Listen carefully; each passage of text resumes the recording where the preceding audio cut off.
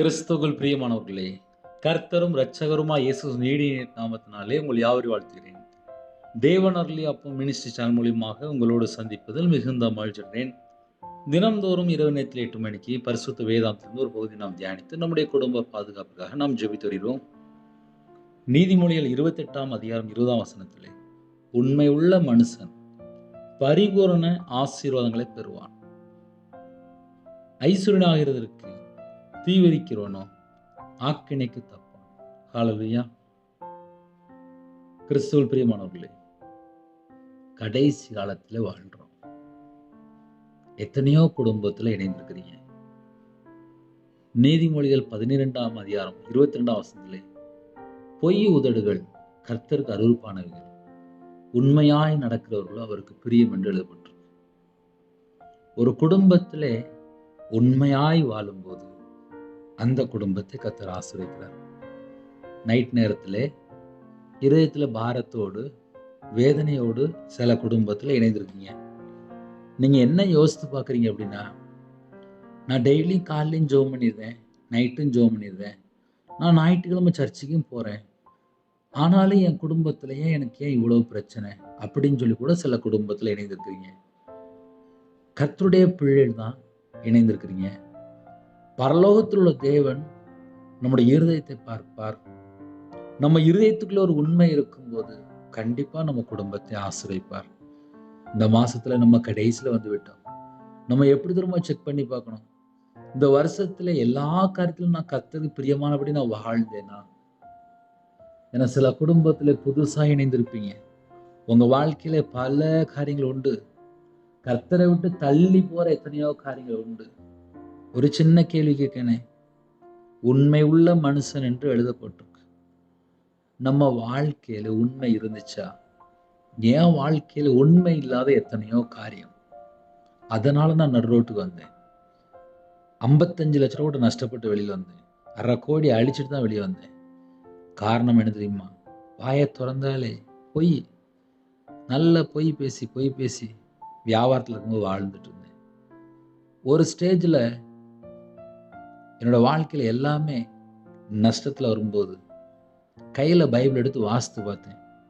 எங்கேயாவது ரெக்கார்டு இருக்கா அப்படின்னு சொல்லி வாசித்து பார்த்தேன். நீதிமொழிகள் 19ஆம் அதிகாரம் 9ஆம் வசனத்துல அழகா எழுதப்பட்டிருந்துச்சு. பொய் சாட்சிக்காரன் ஆக்கினைக்கு தப்பான், பொய்களை பேசுகிறவன் நாசம் அடைவான். என் வாழ்க்கையிலே அழிஞ்சு போறதுக்கு காரணம் என்ன? 50 லட்ச ரூபா 55 லட்ச ரூபா அழிஞ்சு போகுது அப்படின்னா காரணம் என்ன? ஏதாவது ஒரு காரணம் இருக்கணும்ல. நம்ம உலகத்துல 1000 காரியங்கள் நம்ம சொல்லலாம், ஆனா பரலோகத்துல தேவன் பார்ப்பார், எல்லாம் பார்ப்பார். இப்ப இந்த இரவு நேரத்துல எந்தெந்த சூழ்நிலை இணைந்திருக்கும் எல்லாம் தேவனுக்கு தெரியும். ஒவ்வொரு குடும்பத்தையும் கர்த்தர் பார்த்துட்டு இருப்பார்.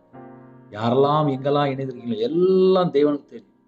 ஆனா தேவன் என்ன பார்ப்பார்?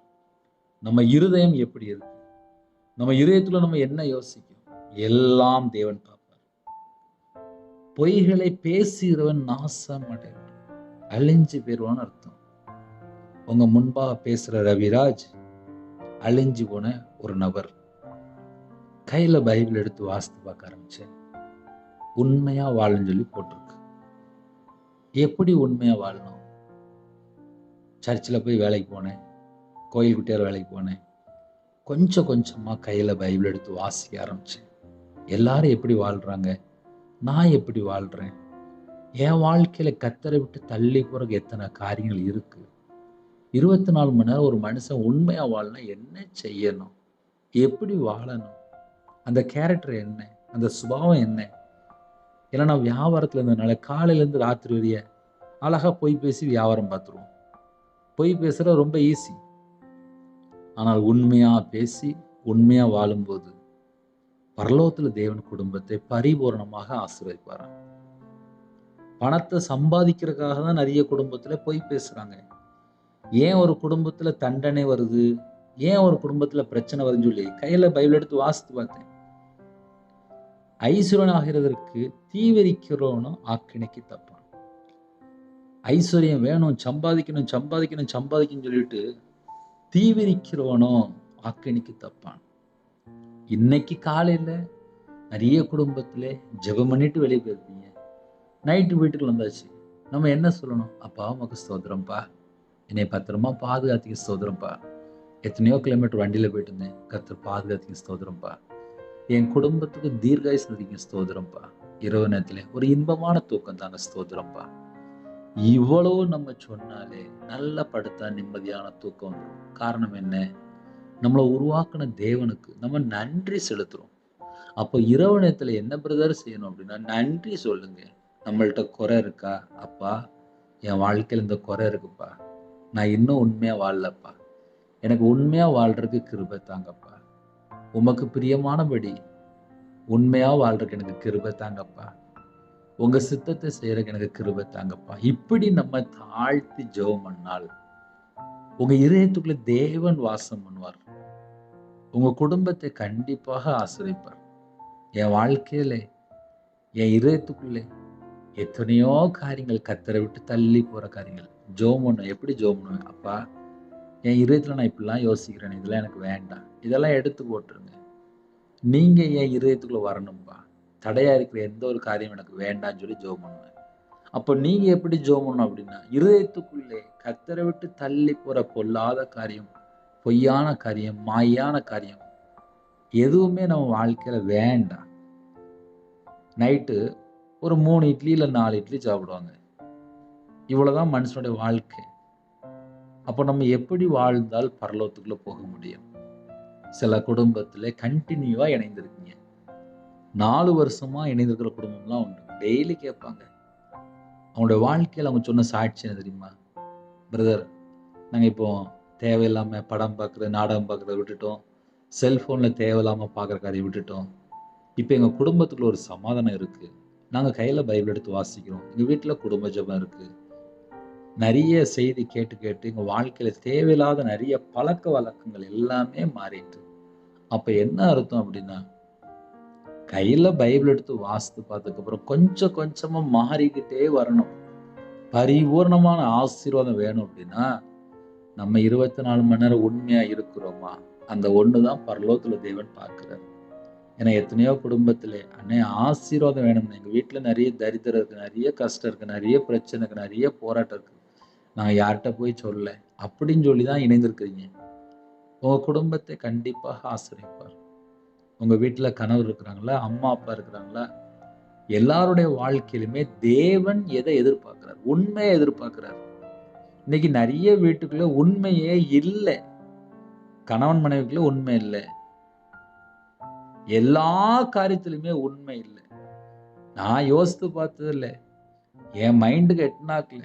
நான் கையில பைபிள் எடுத்து வாசித்து பார்க்கும்போது கண்டுபிடிச்சேன். எப்படிம்மா கண்டுபிடிச்சேன்? 24 மணி நேரம் உண்மையா இருக்க மாட்டுக்காங்களே.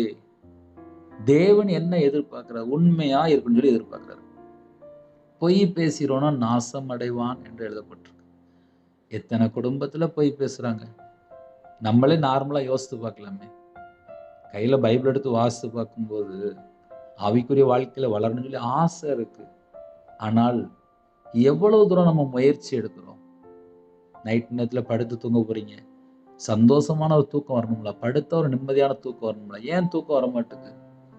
அப்படி நம்ம யாரை ஏமாத்திட்டோம்? அப்படி என்ன தப்பு பண்ணிட்டோம்? ஏதோ ஒரு காரியத்திலே பொய்யான காரியங்கள். கர்த்தருடைய பிள்ளைகள் உண்மையா வாழ்ற கற்பனைங்க. சந்தோஷமா தூக்கம் வரும். ஏன்னா நைட் நேரத்துல படுத்தா நிறைய குடும்பத்துல கெட்ட சொப்பனங்கிறாங்க, விபச்சார ஆவிங்கிறாங்க. இன்னொரு பக்கம் பார்த்தா வலு சிற்பத்தை பார்த்தேங்காங்க. நைட்டு ஃபுல்லா மரண பயங்காங்க. படுத்தா தூக்கம் வர மாட்டுது. அப்ப என்ன அர்த்தம்? கர்த்தரை விட்டு தள்ளி போய் ஏதோ ஒரு காரியத்துல வாழ்ந்துட்டு இருப்பாங்க. இரவு நேரத்திலே நம்ம என்ன செய்யலாம் அப்படின்னா, பாவ மன்னிப்பு ஜெபம் பண்ணலாம். கர்த்தரை விட்டு தள்ளி போன காரியங்கள் இருந்தா, என்னை அர்ப்பணிக்கிறேன்ப்பா, என் பாவம், அப்பா மன்னிச்சிருங்கப்பா, என் குறைகளெல்லாம் மன்னிச்சிருங்கப்பா, என் அக்கிரமத்தெல்லாம் மன்னிச்சிருங்கப்பா. கர்த்தரை விட்டு நான் தள்ளி போய் எத்தனை காரியத்துல நான் பாவத்துல கூட எல்லாவற்றையும் மன்னிச்சிருங்கப்பா. நான் இப்படிதான்ப்பா ஜெபம் பண்ணியிருக்கேன். இன்ன வரையும் நான் ஜீவனோட இருக்கேன்னா காரணம் என்ன தெரியுமா?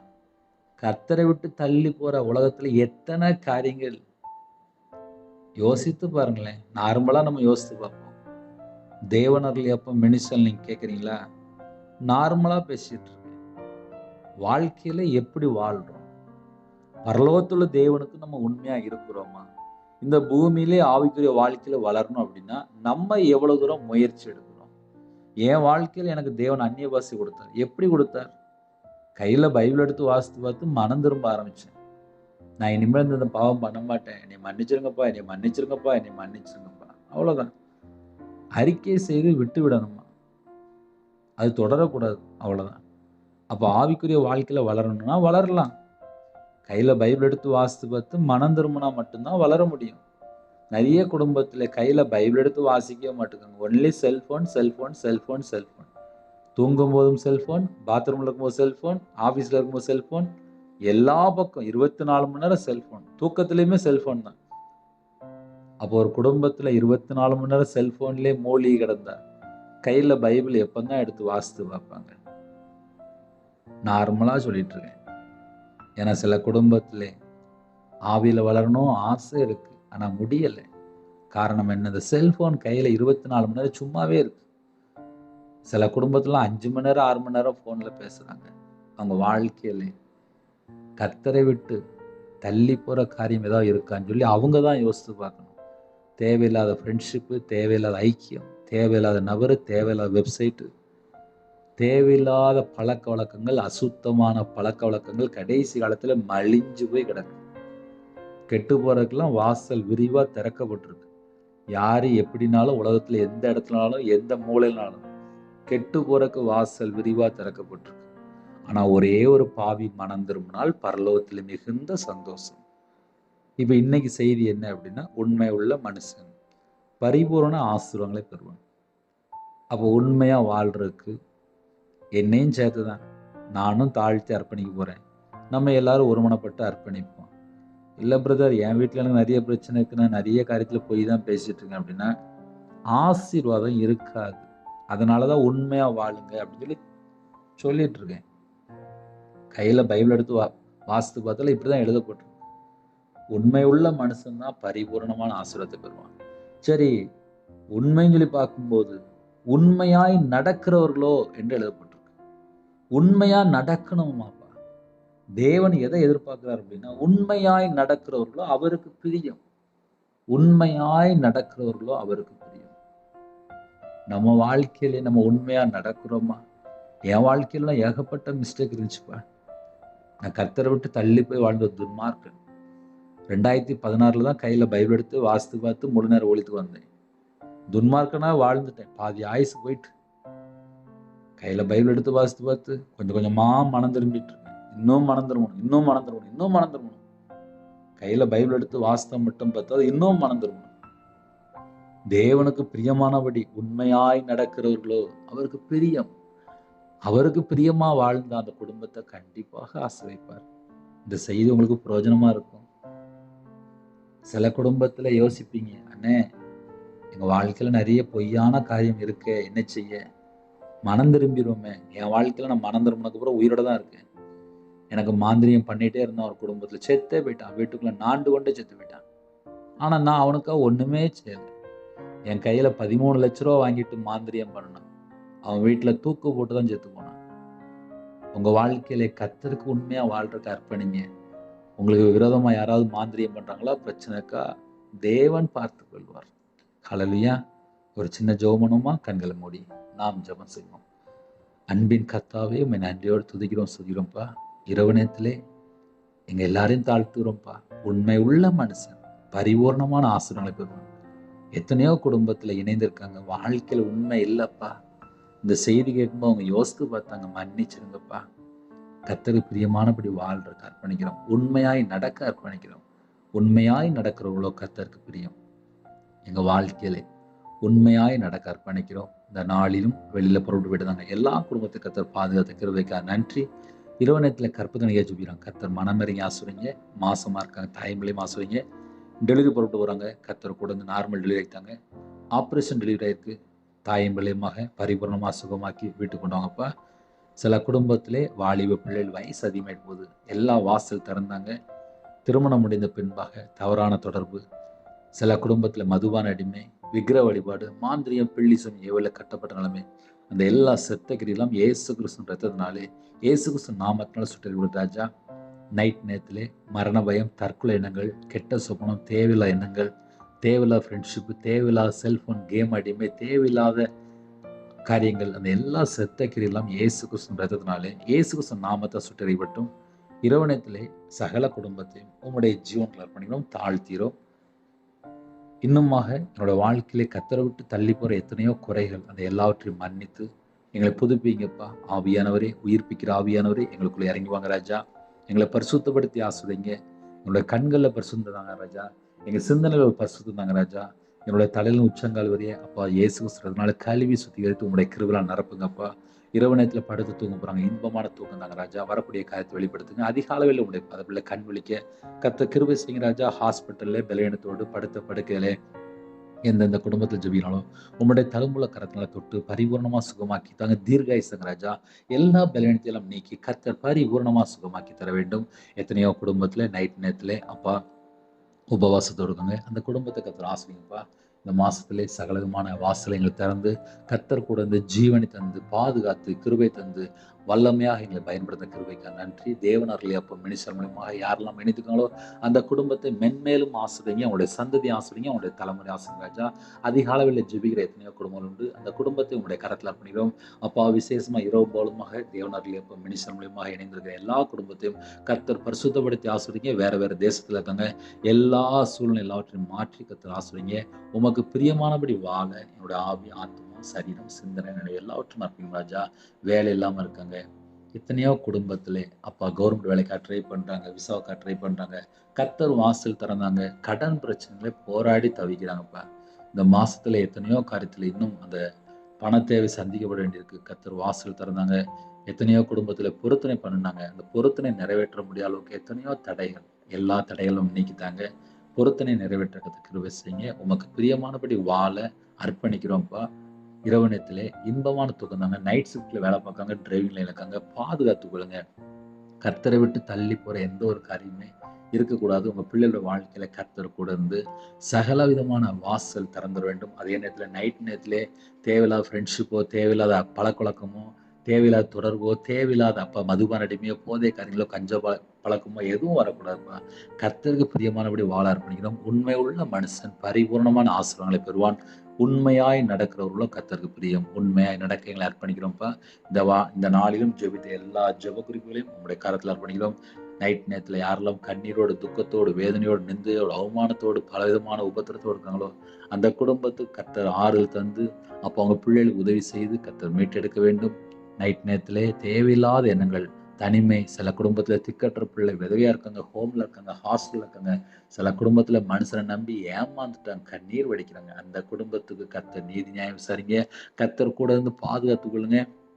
அதிகாலவில் உங்களுடைய பாதபிள்ளை கண் வெளித்து ஜெபிக்கிறத கிருபை செய்யுங்க. இரவு நேரத்திலே அப்பா செல்போன் பார்க்காமல் அப்பா குடும்ப ஜெபம் பண்ண, கையில் பைபிள் எடுத்து வாசிக்க, இன்னுமாக தனி ஜெபம் பண்ண அப்பா கர்த்தர் கிருபை செய்யுங்க. இந்த மாசத்துல எத்தனையோ காரியத்தில் கர்த்தர் பாதுகாத்த கிருபைக்காக 1000 மடங்கு உங்களுக்கு நன்றி செலுத்திடும். கர்த்தர் பொறுப்படுத்துங்க. இயேசு கிறிஸ்துவின் பிதாவே ஆமென். தேவனுக்கே மகிமையுண்டாக. கர்த்தர் தாமே உங்களையும் உங்கள் குடும்பத்தையும் சகல காரியத்திலும் சம்பூர்ணமாக திருப்தியாக கர்த்தர் கொடுத்து ஆசீர்வதிப்பாராக. ஆமென். கர்த்தராகிய இயேசுவின் கிருபையும் பிதாவாகிய தேவனுடைய அன்பும் பரிசுத்தருடைய ஐக்கியமும் எப்பொழுதும் சதா காலங்களிலும் நம்மளோடு கொடுப்பதாக. ஆமென். கிறிஸ்துவுக்குள் பிரியமானவர்களே, கண்டிப்பா தனி ஜெபம் பண்ணுங்க. தேவனர்களே அப்போ மினிஸ்டர்களுக்காக ஜெபித்துக் கொள்ளுங்கள். ஒருவேளை ஜெபிக்க விரும்பினால் 9363064181 நம்பர் தொடர்புண்டால் நாங்கள் உங்களுக்காக குடும்பத்துக்காக ஜெபிப்போம். God bless you. Thanks for watching. Please subscribe our channel. Click the like and share. Click the bell. God bless you.